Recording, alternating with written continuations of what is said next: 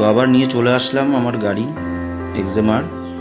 গরমের মধ্যে ঠাট্টা পড়া রোদ, বাইরে প্রচণ্ড গরম, তার মধ্যে শোরুমে নিয়ে এসেছি সেই সেম প্রবলেম নিয়ে। জানি না আজকে এই প্রবলেমটা সলভ আউট হবে কি না। ভেতর দিকে আগে যাই, গিয়ে কথা বলি, কারণ ভেতরে অন্তত এসি চলছে, ভিতরে বসে কথা বলা যেতে পারে। বাইরে প্রচণ্ডই গরম, প্রচণ্ড গরম।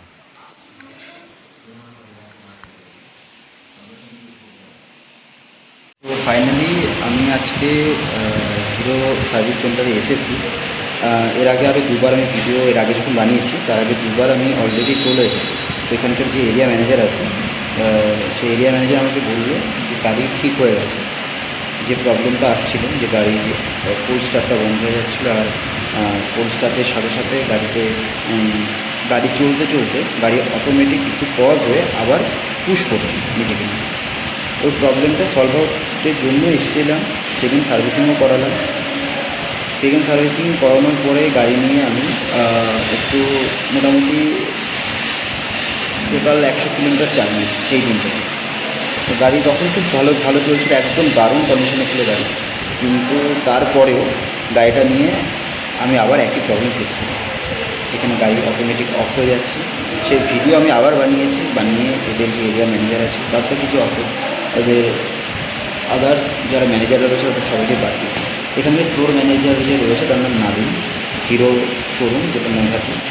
সে যদি হেল্পফুল, অবশ্যই হেল্পফুল, আমি মিথ্যে কথা বলবো না। ওদের সার্ভিসও হয় ভালো, সার্ভিস দেওয়ার চেষ্টা করে, কিন্তু আমি বুঝতে পারছি না এই গাড়িটাতে কী হয়েছে যে এরা কোনোভাবেই এটা প্রবলেম সলভ করতে পারছে না। তো আমাকে আজকে দেখেছে যে আপনি আসুন বা আমরা আপনার গাড়ি নিয়ে আসছি, এই কথা বলতে আমি বললাম না, ঠিক আছে আমি আসছি আপনার ওখানে। তো কাজের থেকে বাড়ি ফিরতে গিয়ে আমি বললাম যে আমি পরে দাঁড়াচ্ছি। তো আমি এখানে আসলাম। এখন আপাতত গাড়ি আমি আপনাদের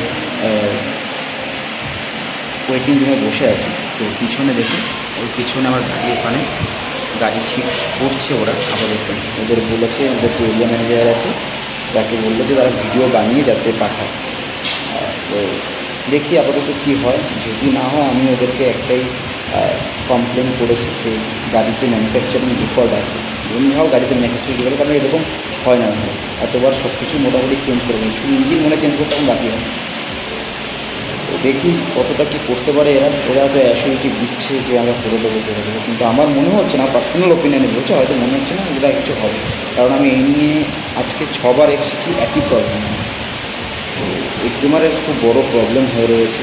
আমি রেকমেন্ড করবো সবাইকে যে যারা যারা ফিউচার এক্সিমার কেনার কথা ভাবছেন বা ভাবছো, তারা অবশ্যই একটু ভাবনা চিন্তা করে এক্সিমার নেবে। এই কন্ডিশনগুলো আমি জানি না নতুন যে মডেল আছে তাতে এরকম কোনো প্রবলেম আছে কি না। অনেকে ভিডিও আমি দেখেছি যারা রেকমেন্ড করছে যে এক্সিমারের এর পরবর্তীকাল মানে সেকেন্ড যে মডেলগুলো বার করেছে সেই মডেলগুলোতে কোনো রকম কোনো প্রবলেম হচ্ছে না। হ্যাঁ, একটি হিটিং ইস্যু নাকি রয়েছে, কিন্তু আমার মডেলে কোনো হিটিং ইস্যু নেই।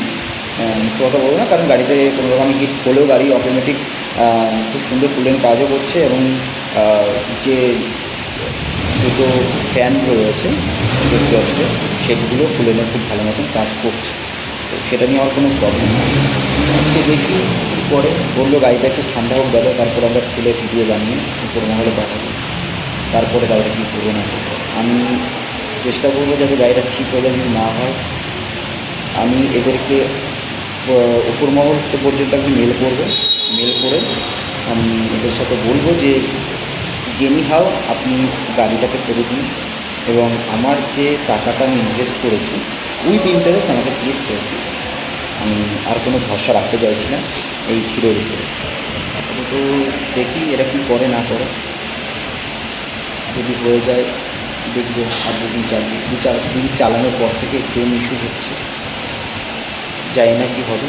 দেখি কতক্ষণ কী হয়, বসি আপাতত একটু ওয়েটিং করি, তারপর দেখা হবে। এই সাইডটাতে দেখতে পাচ্ছেন এখানে গাড়ি ঠিক হচ্ছে। গাড়ি নাদিম যে আছে ফ্লোর ইনচার্জ, ও নিজের হাতে দেখাশোনা করছে, সঙ্গে সোহেলকে নিয়ে আরেকজন ওদের মেকানিক ইঞ্জিনিয়ার। তো এরা দুজনে মিলে গাড়িটা ঠিক করছে, জানি না কতক্ষণে ঠিক হবে। তো কিছু লোক ওখানে গল্পগুজব করছে, অ্যাকচুয়ালি টিফিন টাইম চলছে হয়তো, তো সেই কারণে এখানে গল্পগুজব হচ্ছে, আর ওরা কন্টিনিউয়াসলি কাজ করে যাচ্ছে। আশা করি গাড়িটা ঠিক করে নিয়ে বাড়ি যেতে পারবো। আর এই দিকটা ফ্লোরটা খুব ভালো, ফ্লোরটা অনেক বড় গ্যারেজও। এই দিকটাতে যদি হেঁটে যাচ্ছি, যেদিকে বাঁ দিকটা পড়ছে বসার রুম কাস্টমারদের জন্য, আর এখানে প্যানেল, এদের প্যানেল রুম, আর এটারই ঠিক নিচে রয়েছে গাড়ি ধোয়ানোর জায়গা। আর এই দিকটাতে অনেক গাড়ি দাঁড় করানো, সবাই এখানে মোটামুটি কাজ করছে।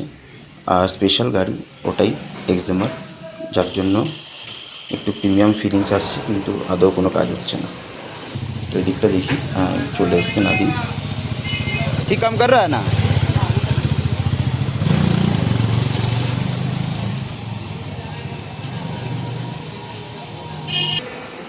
গাড়িটা বলছে যে ঠিক কাজ করছে, দেখি আবার বাড়িতে নিয়ে যাই। যদি এরপরেও না হয় তখন হয়তো হিরোর সঙ্গে আমার একটা কাজ লাগতে পারে, দেখি কতক্ষণে কী করছে না। তো দেখা হবে নেক্সট ব্লগে। Thank you.